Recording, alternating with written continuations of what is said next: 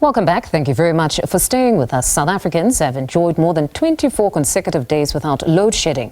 Eskom has announced that load shedding will remain suspended until further notice. The power utility has attributed the load shedding reprieve to sustained availability of generation capacity and emergency reserves at its power stations. However, experts are warning that a lasting solution is still needed. Professor Mark Swilling says government must urgently end the current crisis by shifting decisively towards a renewable energy economy based on South Africa's extraordinary wind and solar resources. Professor Swilling is a distinguished professor of sustainable development at the University of Stellenbosch and joins us now to unpack his position. Good afternoon, Professor. Firstly, your views on this reprieve, which the power utility has attributed to ramped up maintenance in December as well as January, which has seen a number of units coming back on stream now to add to the available energy. Yes, well, as you will recall, the President announced the Energy Action Plan in July 2022 and the setting up of the National Electricity Crisis Committee. And soon after, the appointment of the Minister of Electricity. And the focus of the Minister of Electricity, whose job it is to implement the plan and to bring load shedding to an end, has been to increase during key periods planned maintenance. And that is something that Andre de Ruyter started quite a number of years ago, and Minister Ramaphosa has kept up that tradition of gradually increasing planned maintenance in the hope that that would reduce unplanned maintenance, which is what happens when machines break down and you have to take them offline and you haven't planned to do so. Mm-hmm. But that left a very small margin. Because there were a lot of machines under planned maintenance, and they were hoping nothing would go wrong. Well, they were slightly wrong in the earlier part of this year, but now things are starting to go their way. Mm-hmm. And so what we are seeing now is the benefits of a long period of planned maintenance to start once and for all, finally, to fixing up the machines. Mm-hmm. And how much of this reprieve can we attribute to the number of people that have decided to switch to solar as well?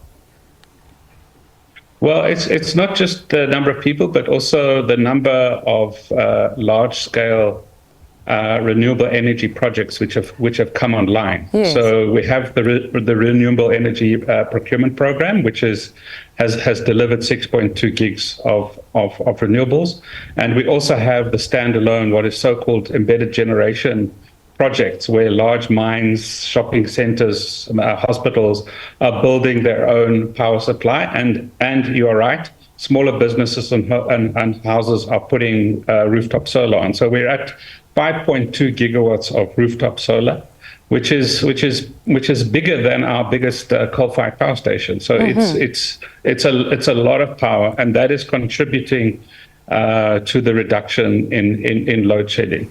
Previously, whenever the energy availability factor from the coal-fired power stations went down, load shedding would follow suit.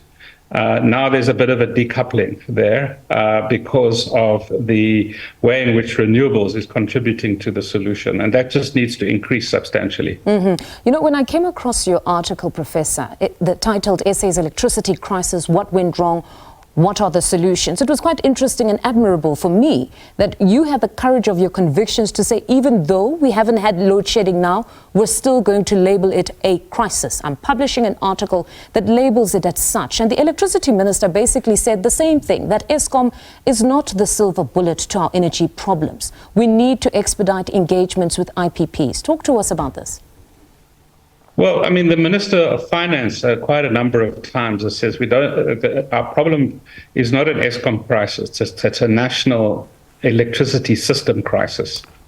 And that's how we need to think about it. So no expert is going to tell you that, now that we've had quite a long period of no load shedding, that we're out of the woods. No, I mean, all that we can be certain about is that there's high levels of uncertainty in the system. So no Eskom official can put their hand on their heart and say, tomorrow morning, we will continue to have no load shedding, because there's a lot of instability. Anything can happen tomorrow.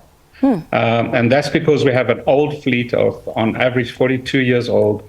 Some of those machines, in terms of the integrated, the IRP 2019, were supposed to have got closed. Now we've got a new IRP which says, no, we're not going to close them. And what that means is that it's going to become harder and harder to keep them going. So I still strongly think we need to accept that we have a crisis, but the solutions are starting to emerge. We are starting to see some of the machines improving. We are starting to see large-scale renewables coming online. We are starting to see rooftop solar just continuing to grow and grow and grow, which reduces pressure on the grid. We also see an increase in efficiency. In other words, people are more conscious of electricity and are replacing inefficient electricity pumps with more efficient ones, and so on and so forth. So I think there's a multiplicity of factors coming together that is gradually going to contribute to us resolving this crisis. There are solutions. It is possible. We just have to stay the course. Professor, thank you very much for your insights this afternoon. That's Distinguished Professor of Sustainable Development at Stellenbosch University, Professor Mark Swilling.